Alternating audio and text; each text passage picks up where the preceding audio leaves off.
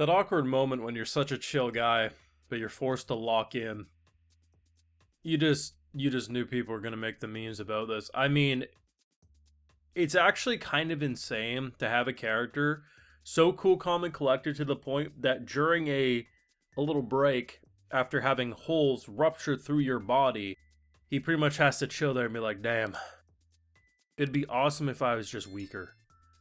But because I'm such an awesome guy, and I'm so powerful, his attack didn't kill me. It'd be so much simpler if I would have just died from that, but no, I have to be such a badass. Ugh. Sucks being me. Carries on the escape as he brings the counterattack. Just, the thing is you don't even know what's a W anymore, because last week looked like the biggest W, and they start the episode off, and it shows the baby's about to blow up, because apparently the baby eating that wasn't, I guess, enough. So as far as we know, that could very well turn to an L as well. So what seems to be a massive W at the end, though granted our boy, I think, is about to drown unless he swims back up. As far as we know, anyone could come back at this point, but you know what? How about us Bleach fans just live in, our dream state where every episode that appears to be a W, we just assume it is until the next episode comes around and rips the band-aid off and smacks us in the face with a sledgehammer. You know, I have those full live reactions over on Patreon if you want to see my full and good thought to this Bleach greatness over there exclusively. So, very enjoyable episode, but confusing. Confusing in the way that, here's the thing.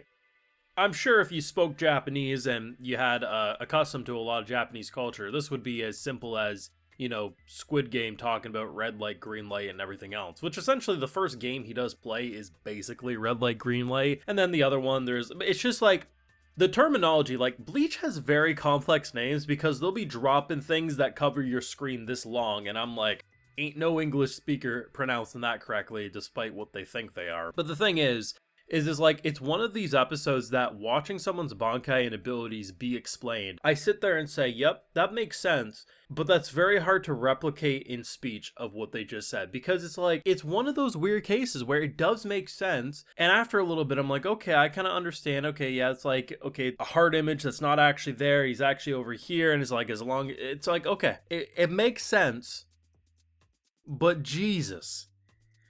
It's essentially a tongue twister, but for your brain, where you're just like, it does make sense, but goddamn, what is going on here? My favorite part was easily the shadows, though. I thought that was the coolest one, where essentially the way they explained the children's game, which it's one of those games too, where it's like, I feel like if someone explained this game to me and I tried to play it, I would probably mess it up like the first 3 to 5 times before properly getting the rules. But sitting here watching an episode, it does make sense enough for me to be like, okay, I'm following what's happening. But I really liked what they did with the shadows in terms of, because I thought what we're building up to, because the initial attack is we cut half of the gun off. So essentially he loses his sniper barrel, which is great because, despite it still being a mad powerful gun, it's essentially the equivalent of a sawed-off shotgun, but for a sniper rifle. He at least doesn't have accuracy at long ranges.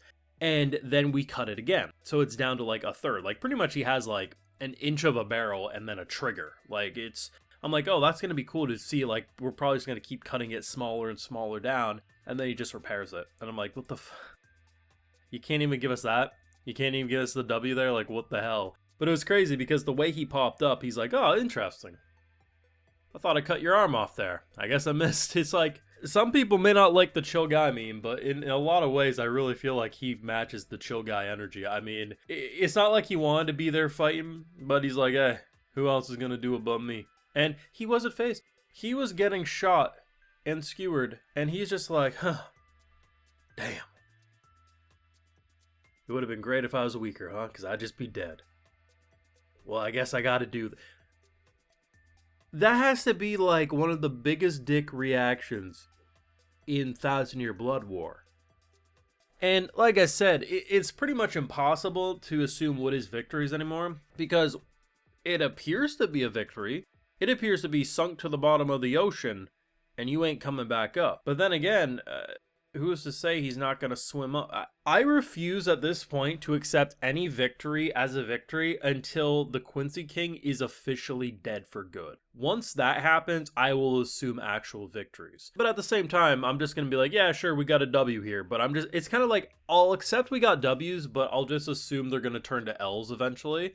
But the Unohana stuff was actually pretty sweet. I love her design in terms of it's like a weird pirate-like design. I don't know. I really vibed with it. It was kind of funny because she went straight for the eye, and I'm like, oh man, he gonna lose another eye. It's great. I really enjoyed it. I thought it was ridiculous, but man, like, we start the episode pretty much off with him a giant hole in the middle of his chest. Like, his heart's gone at visual level, and I'm thinking to myself, well, what was the point of any of this? What was the point of this big dramatic speech if you're just going to get one shot tap and just you're out for good? And then he pops up from behind and I'm like, what in the actual... I love how for the viewer, you're probably going to be as equally confused as the dude fighting for his life, or at the same time, forcing us to fight for our life. It was just really good. It was the right level of confusing because they did explain everything they needed to, and over the course of it, I'm like, okay, I see what you're saying. But it's one of those things that's like, it's in that weird territory where you know how sometimes in JoJo's Bizarre Adventure, sometimes the stands are like, ooh, okay, it does make sense, but it's a little hard to formulate into a sentence. That's kind of how I feel watching this episode, but I guess when you're that much of a chill guy, he's like, hey, who needs these overly complex explanations? But really, it's just a lot of children's games turned real. It's just, I don't have a lot of connection to the children's games in question, so it's almost like I had to first learn about, because he's like, at one point even saying like, hey, you probably played this when you were a kid, and I'm like, bitch, I haven't played shit like this when I was a kid. You need to do better. But I enjoyed it, man. I really did. I still think last week was probably one of the craziest ones for me, but I really enjoyed what they did. It did give me major death flags pretty much from the start, especially when it's like, hey, leave me behind, don't come back. And then I'm like, man, you couldn't even kill, like, you could have this man as basically just a skeleton, and he'd probably still be talking shit like, damn, it sucks to be such a king. So even on my deathbed as a skeleton, I still have to stick around. And I'm like, I knew this guy had confidence. He has arrogance too. He has arrogance to the point of confidence, but you can't even say he doesn't deserve it. Like, what about, just send him up against the Quincy King. The Quincy King would be cutting him into pieces, and he'd be like, ah, man, it sucks to be me. Only I could get cut apart by the big bad and still live. Like, the one thing you gotta give Bleach credit for is there's a lot of big dick energy characters, and when the current one's on screen, you think no one's more intense than them. Great episode though, was not expecting this at all, nor was I expecting that baby to apparently about to rupture and pass the worst vomit known to man, but we'll see where it goes from here. Let me know your thoughts and feelings down below. Leave a like if you enjoyed. Subscribe if you're new around here. Of course, ring that bell. And like I mentioned, full live reactions over on Patreon. And hey, while you're over there, I'll also give you a video shout out. So today we got Spectra, Monty7, Perrin, Anonymous, The Monarch, Buonake, Monica Lazuria, and we also have Kyle Kolachuk. So I appreciate the support, everyone. Please take care, and you all have a good one.